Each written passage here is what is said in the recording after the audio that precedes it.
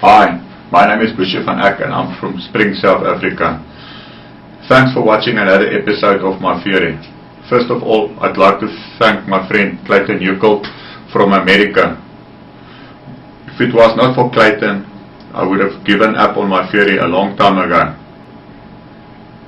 Was it not for Clayton, I would not have shared this theory.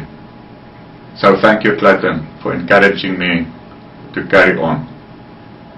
It's for you to decide whether this theory is worthy of sharing with your friends. If we look at the previous episode where we said what we know about the human mind is actually nothing, it's empty. So it's for you to decide whether we can add some substance to getting to understand the human mind or not. In this episode, I would like to touch very briefly on things like autism, sleep paralysis and things like that. I will not go into any detailed discussion, but I will only give you a brief overview about what it is.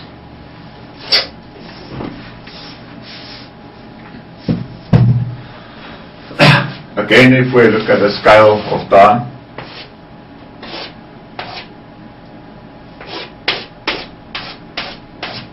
if this is your conscious moment of awareness that we experience as a moment of reality, and this is the subconscious level where things are really occurring, and this is where we get to store our data, and we said it takes approximately 6 seconds,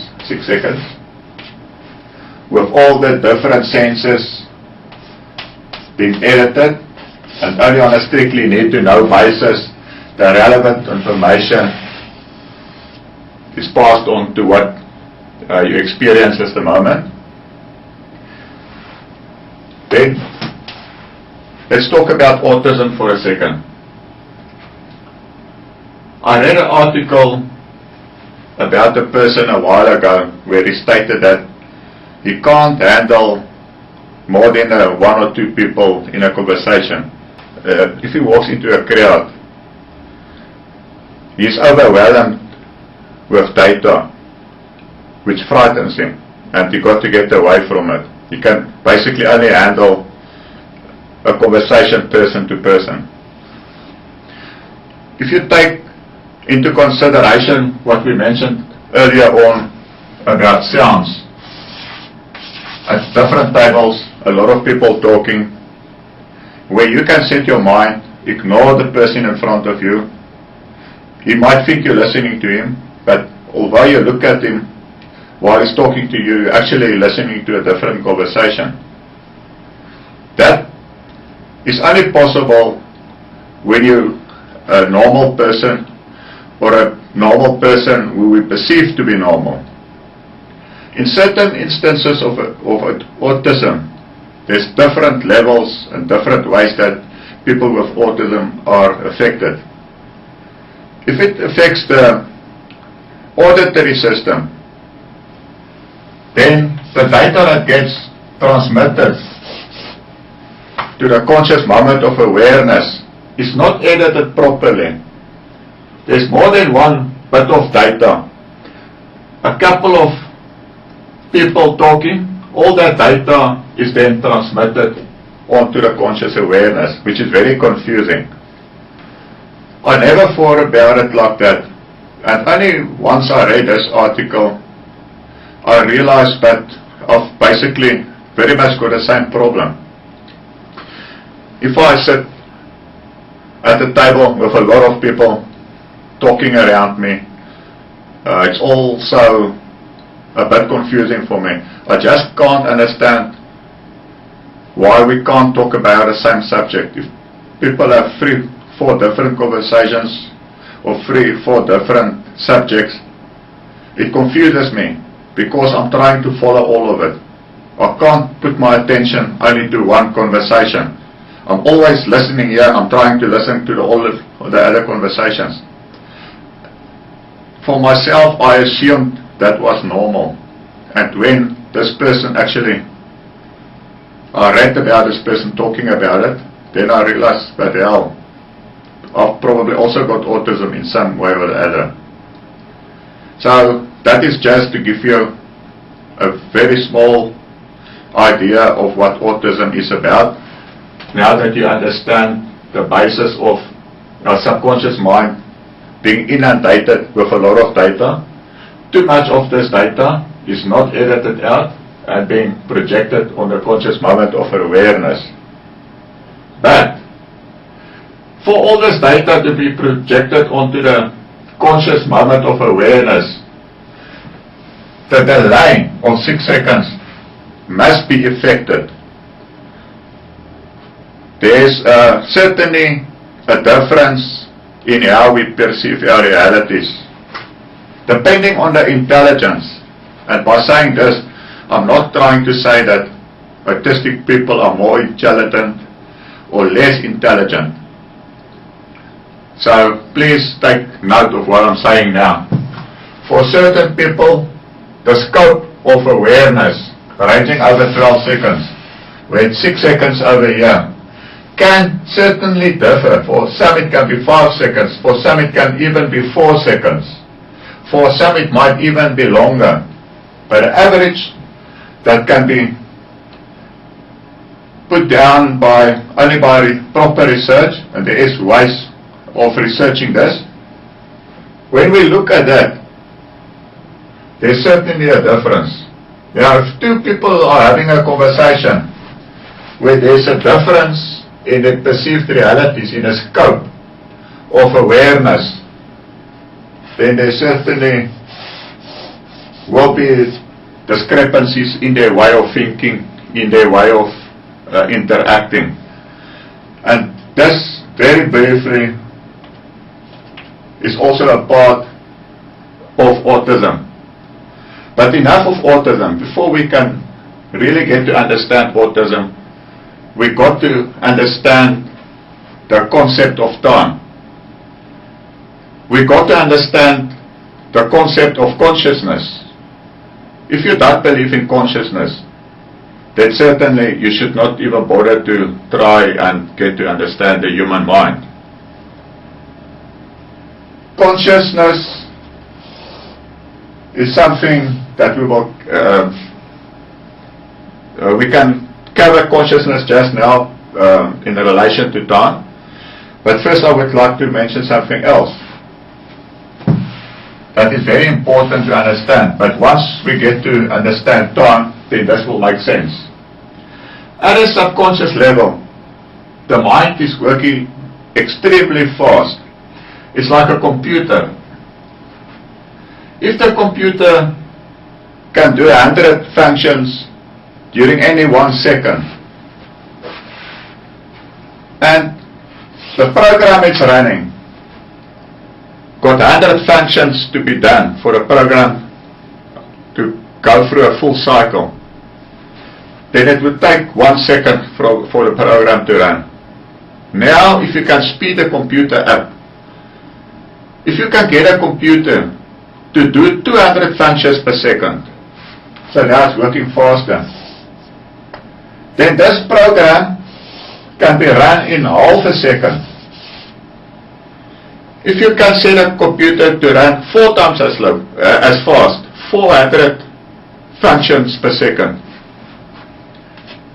then this program that only got 100 bits of data will take a quarter of a second. So from 1 second to half a second to a quarter of a second. But this is now very important to understand. The duration of the moment of awareness, the duration of the moment of awareness, of consciousness, that's why we got to first get to understand that. I'm jumping again a bit, but that's okay. That duration that we perceive, if it's of the same duration, then by the computer in a subconscious mind running faster, the duration here can do one of two things. the moment of your perceived reality, that conscious little moment, can either become shorter because the computer is running faster, making that moment shorter, or the computer can still run as fast. That duration of consciousness can still remain 1 second.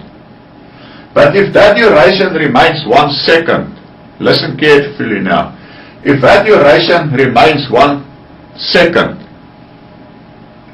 and not a quarter of a second, then time would be perceived to be slowing down.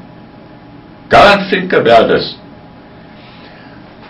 If the subconscious mind works faster, the faster the subconscious mind works, that duration stays the same for our perceived realities, then what we perceive there will be slowed down.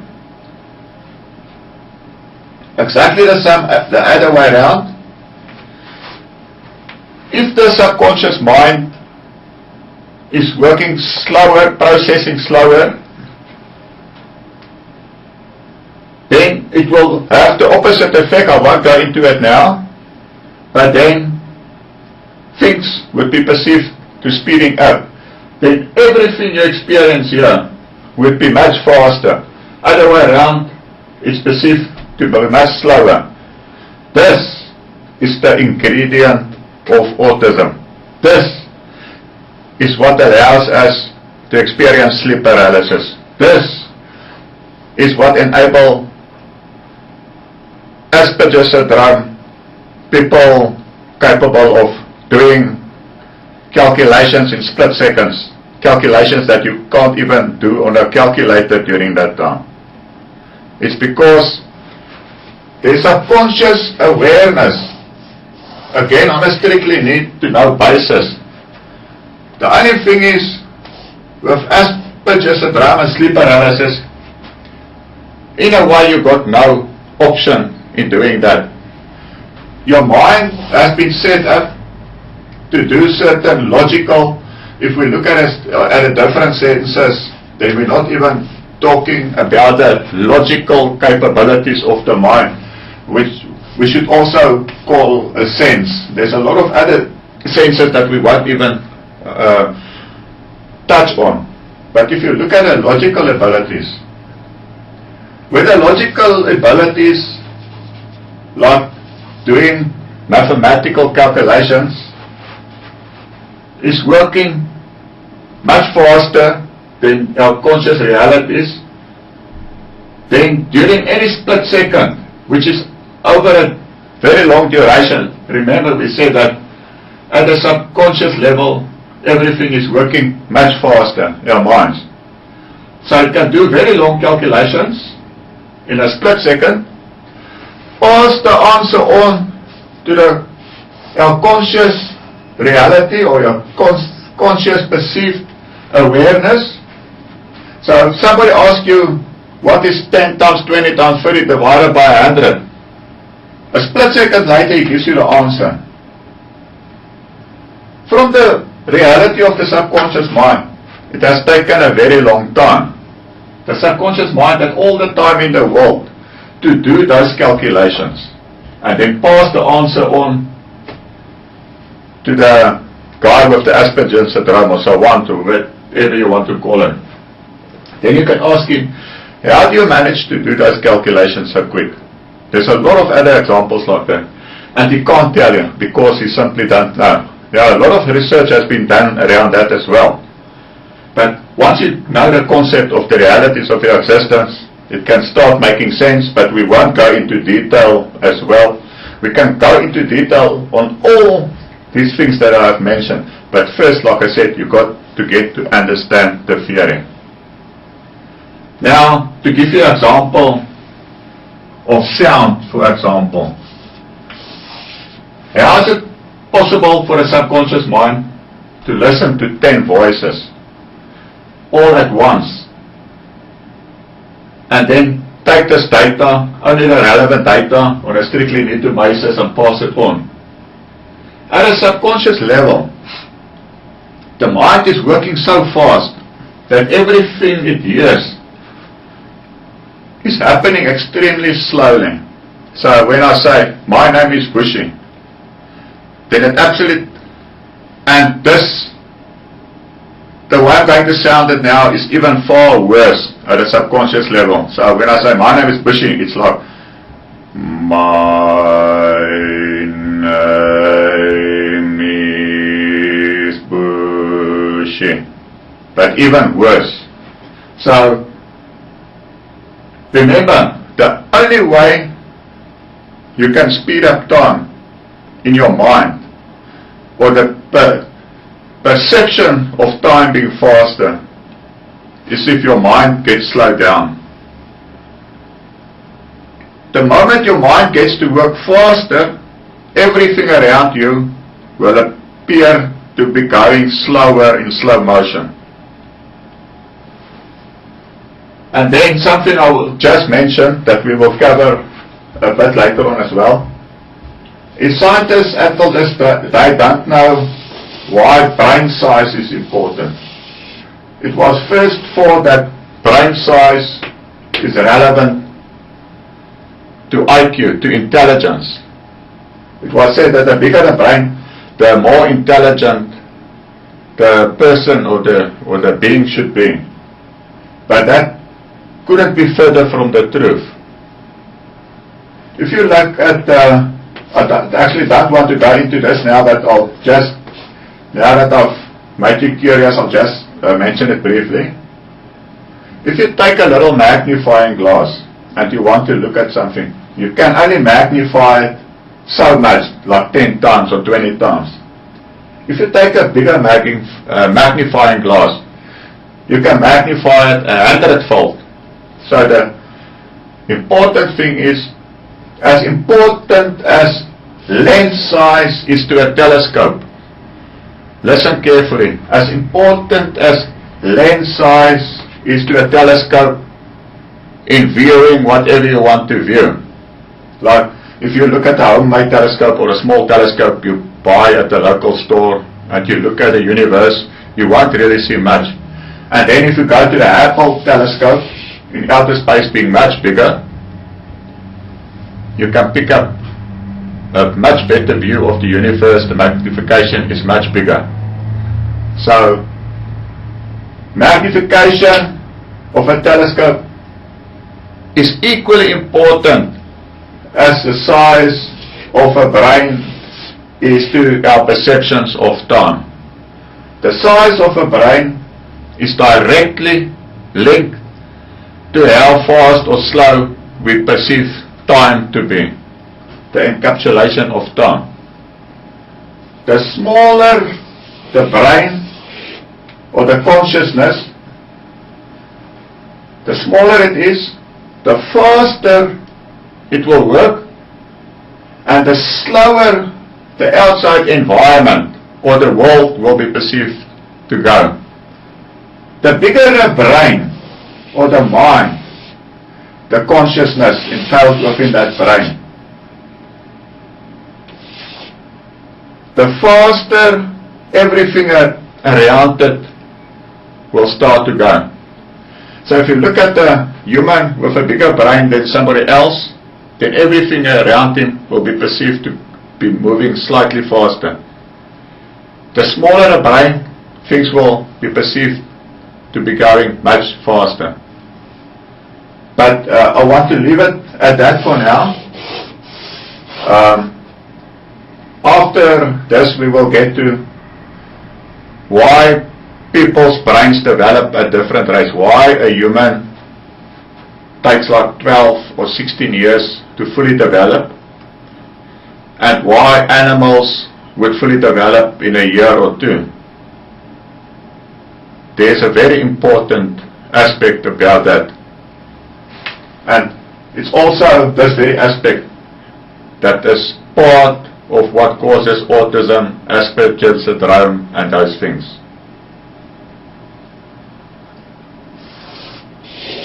For now, I think let's first cut it, and then we will go on with the next episode.